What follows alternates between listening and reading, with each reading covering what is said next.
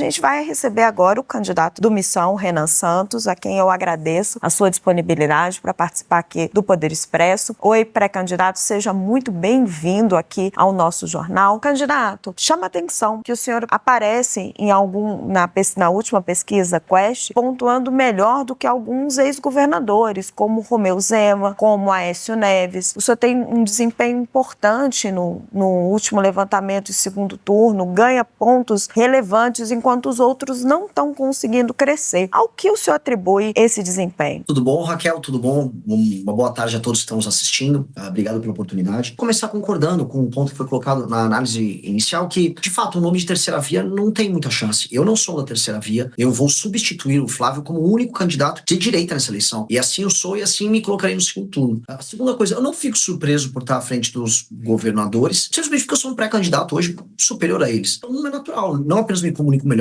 eu sou presidente do meu próprio partido. Os demais pré-candidatos, eles infelizmente têm que se submeter a decisões erradas que vêm dos partidos deles. Então, eu acho que era um caminho natural. Na verdade, eu não estou surpreso com essa pesquisa e nem concordo com o resultado dela, porque, tranquilamente, eu tenho muito mais do que 3 pontos percentuais hoje na preferência do brasileiro. Mas ao que o senhor atribui? O senhor está tendo um desempenho melhor do que governadores que governaram estados importantes, que já teriam um recall do público? A qual tipo de estratégia, a forma com que o senhor está se apresentando, como que o senhor está se colocando, que está tendo essa familiaridade com as pessoas? É o que eu disse, eu sou um pré-candidato superior. Quando eu digo superior eu apresento um conjunto de propostas melhores, eu realmente rodo o Brasil e vejo os problemas reais do Brasil. Eu, em vez de ficar, ora, xingando Lula ou puxando o saco do Bolsonaro, como infelizmente fazem os demais pré-candidatos, eu me posiciono sobre os erros dos demais e apresento soluções sobre tudo. Então, quando eu vou pro Nordeste, eu trago uma posição otimista sobre o futuro do Nordeste. Eu vou falar, por exemplo, sobre como industrializar a região, como transformar lá num polo de data center, como investir em energia. Quando eu vou pro Sul, eu vou falar do problema do Pacto Federativo, da ausência de investimento em estradas para agricultor no Sul. Quando eu vou pro Rio de Janeiro, eu falo do problema das favelas, do crime organizado, e trago sempre soluções. Ao invés de ficar nessa energia negativa e nessa briga meio inútil que a gente vê na política brasileira,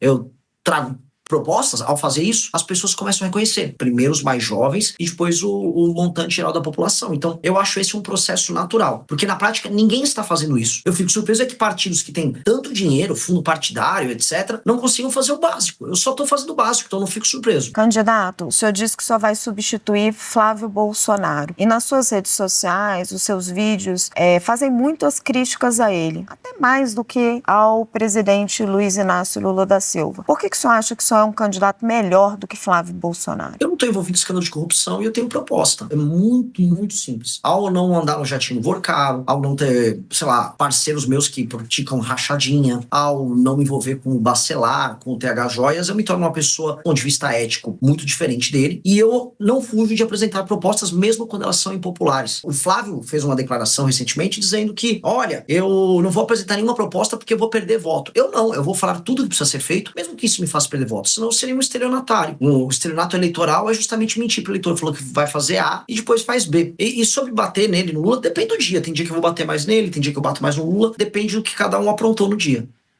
Candidato, o senhor está aparecendo como o outsider dessa campanha, né? A surpresa da campanha. Alguns comparam o senhor a Pablo Marçal, que foi a surpresa da campanha à Prefeitura de São Paulo. O senhor aceita essa comparação ou repudia? Raquel, gosto tanto do seu trabalho, nunca te fiz nada, me comparar com esse cara. É uma pergunta legítima. Eu não estou comparando. Eu estou dizendo que a comparação é feita. O senhor aceita ou repudia? Não apenas repudio, né? Obviamente, isso não tem nada a ver com a realidade, né?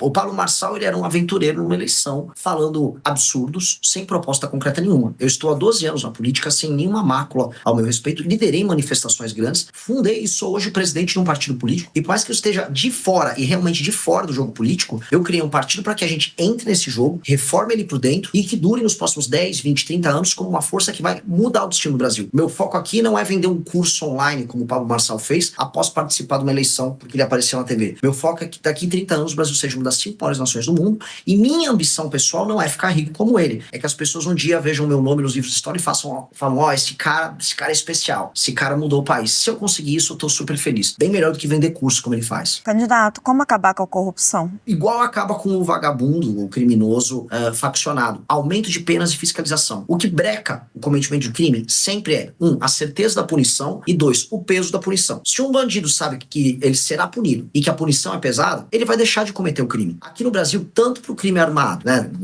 crime, vamos dizer, violento, quanto pro crime do colarinho branco, essas duas coisas são quase incentivadas. Mas ela tá enraizada dentro do Congresso brasileiro. Como que o senhor conseguiria fazer isso tendo que lidar com esse Congresso? Passo a passo e com apoio popular, e entendendo que nem todo o Congresso é composto de vagabundos. Por mais que hoje, e assistindo, vamos dizer, as pautas bombas que passam, a gente perca completamente a fé no Congresso Nacional. Eu entendo que, vencendo a eleição, eu estabelecerei, no processo eleitoral, o espírito do tempo no momento das eleições. Ou seja, o Congresso Nacional, em alguma medida, será influenciado pela agenda que o presidente da República levou à frente. Foi assim quando o Bolsonaro, por exemplo, venceu em 18, havia um espírito do tempo ao redor dele. Isso vai ajudar a pautar algumas pautas que são prioritárias. Dentre elas, por exemplo, o retorno à prisão na segunda instância, a separação do foro privilegiado do STF. A gente sabe muito bem que esses mesmos políticos corruptos se utilizam de escritórios amigáveis a certos ministros do STF e também do STJ e também de relações próximas para nunca serem punidos. A PGR virou uma engavetadora também, né, ao longo dos últimos anos. Então, nós temos claramente